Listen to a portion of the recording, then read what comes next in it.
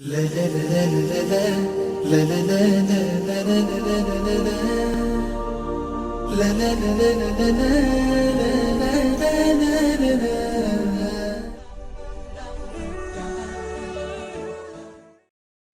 blessing of Allah the Almighty that He has given us all the opportunity to gather in such a blessed gathering once again. It's a great blessing from Allah the Almighty that has given us the ability to perform the Eid Salah once again. And this is truly a blessing that we should basically embrace. And this month of Ramadan that just passed, we learned many lessons from this month. One of the lessons that we learned is the lesson of self-control. How do we control ourselves? In Ramadan, we stayed away from eating, from drinking, from fulfilling our sexual desires, obviously when one is married, etc. So we stayed away from these things. Why? Because it was an order from Allah. It was part of our fast. Now, but these fasts that we kept in Ramadan, it wasn't just the fasting of staying away from eating, staying away from drinking, staying away from fulfilling our permissible sexual desires, but it was the fast of our whole body. The training that we're supposed to have gained is the training of self-control, the quality of self-control, where we are supposed to inculcate this quality of self-control in all parts of our body. So just like we stayed away from eating, drinking, etc. in Ramadan, likewise, we have to stay away from sin. We have to stay away from saying unnecessary things. We have to stay away from backbiting. So it was the fasting of our tongue as well, where we don't say unnecessary things. We don't swear, because that is not the sign of a Muslim. That is not what a Muslim does. We don't backbite.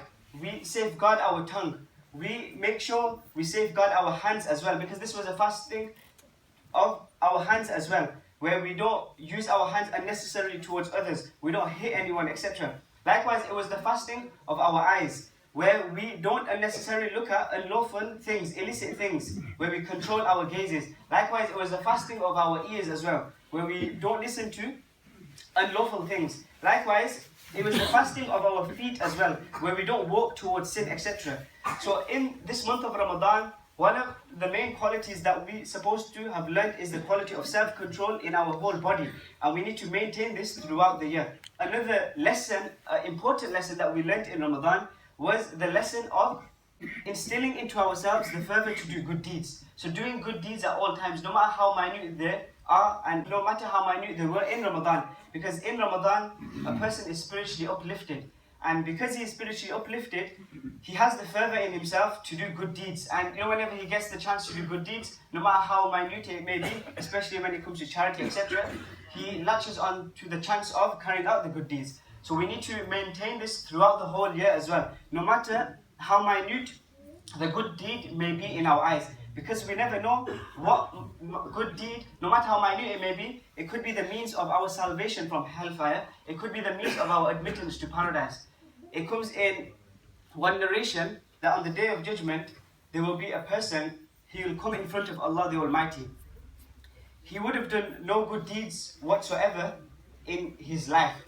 However, Allah the Almighty, He will place the judgment that enter paradise. And obviously this is shocking for a person that's not done no good deeds in his life. However, the reason Allah the Almighty will admit him to paradise is because once, when he was in this world, he was walking through a pathway. And in the middle of the pathway, there was something in the way that could be harmful for the passers-by after him. So, out of a good intention, he thought, let me move this thing out of the way. So he moved this thing out of the way so it doesn't act like a harm for those that will walk or pass after him. And this was out of a good intention. And this was a good deed. It may look minute in our eyes, but it was a good deed.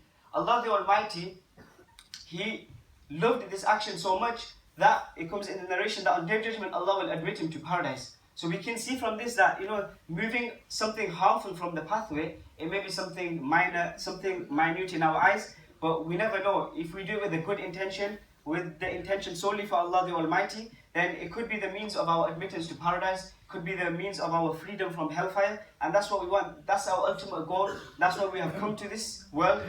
The ultimate purpose of our creation is to worship Allah the Almighty. That's why we have come to this world. And obviously, doing good deeds, acting upon good deeds, no matter how minute they may be, no matter how minor they may be, it comes and falls under worship.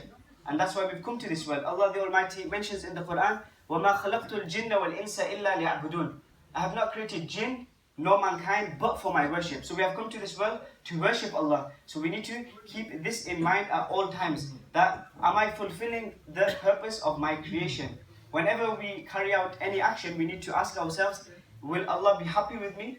If yes, then I will carry out. If Allah won't be happy with me, then no, I will not carry out. Because this is our ultimate purpose of life, the purpose of creation. And remember, whenever we get the chance to do any good deed, we shouldn't think it to be minor, we should carry out at all times.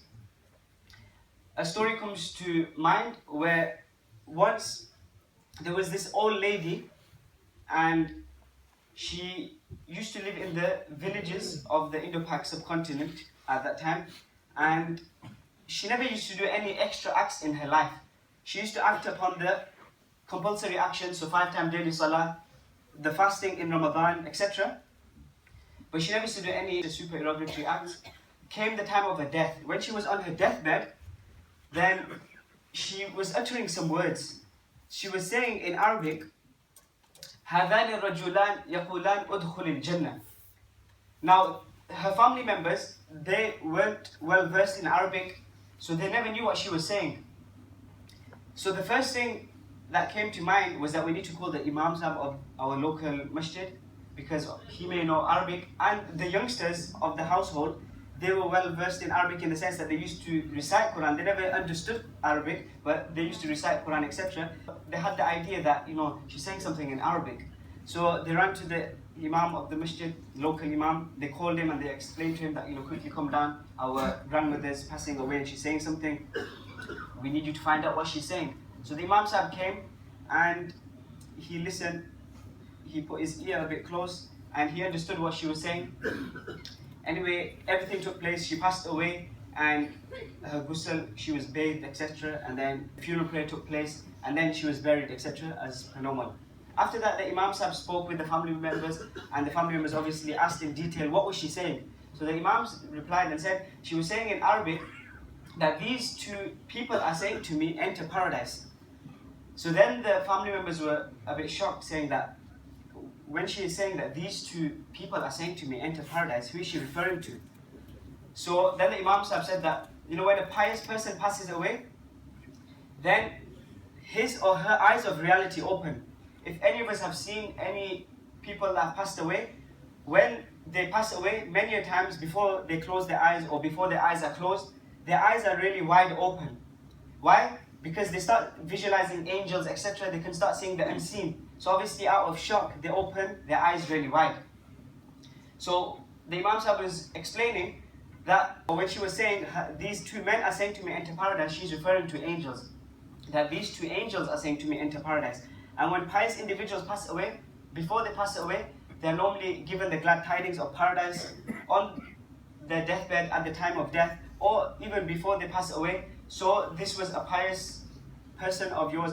Then the Imam Sahib asked the family that what did she used to do? How did she get this glad tiding of paradise at the time of her death? How was she such a blessed person? So then the family members explained that she never used to do anything extra in life. She used to pray her 5 times daily salah. She used to fast in the month of Ramadan, etc. The obligatory actions that we have to do as Muslims, she used to carry those actions out. However, she used to do one thing constantly, and that was whenever she used to hear the adhan. And in India, Pakistan, Bangladesh, and in a lot of so-called Islamic countries, the adhan is said on the loudspeakers, so everyone outside could hear, even in the houses, etc. So whenever she used to hear the words of the adhan, no matter what she would be doing, out of respect to the adhan, she would sit down. So whether she would be sewing and knitting clothes, out of respect to the adhan, she would sit down and she would listen to the adhan and she would reply to the adhan like it is sunnah, like it comes in hadith, etc. So she would reply to the adhan. So she used to do this constantly and she used to do it out of respect to the adhan. So it's possible, due to this action that she used to do constantly and out of respecting the adhan, which may be something minor in our eyes, which may be something minute in our eyes. So maybe because of this small action, or it's something that seems small in our eyes, it was maybe because of this Allah the Almighty give her the glad tidings of paradise at the time of her death. So we can see from this, out of respecting the adhan and stopping whatever we are doing and just listening to the adhan and replying to the adhan, it may be something minor, but look what was the outcome of this lady, and look at what happened. She was given the glad tidings of paradise at the time of death. So we can see from this that whenever we get the chance to do any good deed, no matter how minor, no matter how minute it may be, we should carry it out. And this was one of the fundamental lessons that we learned in Ramadan, instilling into ourselves the fervor to do good deeds at all times, which we should try maintaining inshallah throughout the whole year. I pray Allah the Almighty give us all the ability to understand the purpose of our creation. I pray Allah the Almighty give us all the ability to understand the importance of self-control. I pray Allah the Almighty give us all the ability to maintain the spirit of Ramadan outside Ramadan also. And just one more thing is with regards to Sadaqatul Fitr. Many of us are unaware of the rulings of Sadaqatul Fitr. Sadaqatul Fitr is something that is compulsory upon a person upon whom zakat is compulsory. Or that person who has the nisab amount of wealth, such a person has to give Sadaqatul Fitr. Now Sadaqatul Fitr, the obligation comes upon a person on the day of Eid after Fajr Salah. So if a person has not discharged this duty, then he should discharge it now inshallah or after Eid prayer. And remember, it's best to give it before Eid prayer, so those poor people around the world that are not being blessed with such happy occasions due to their poverty, etc., they are blessed with the happiness of Eid as well. So the money, etc., is sent to them. But if we've not given it, make sure we give it now. And it's a very small amount, it's only approximately £3 anyway. And those that are elderly and got children, you should give it on their behalf as well. And also it's compulsory upon that person upon whom zakat may be not compulsory. He may not have the nisab equivalent, but excluding his items of necessity, he has equivalent to the nisab amount. So he has equivalent to approximately £214 or more. So items of necessity will be household items, your house, your car. So excluding these items of necessity, if you've got wealth or anything, assets or anything that is equivalent to in value to approximately £240 or more, then Sadaqatul Fitr is compulsory upon you. So inshallah, if you haven't given it, then make sure you do give it, because it's a compulsion and obligation. I pray Allah the Almighty give us all the ability to act upon everything that has been said. Ameen. Wa akhiru da'wana alhamdulillahi rabbil alameen.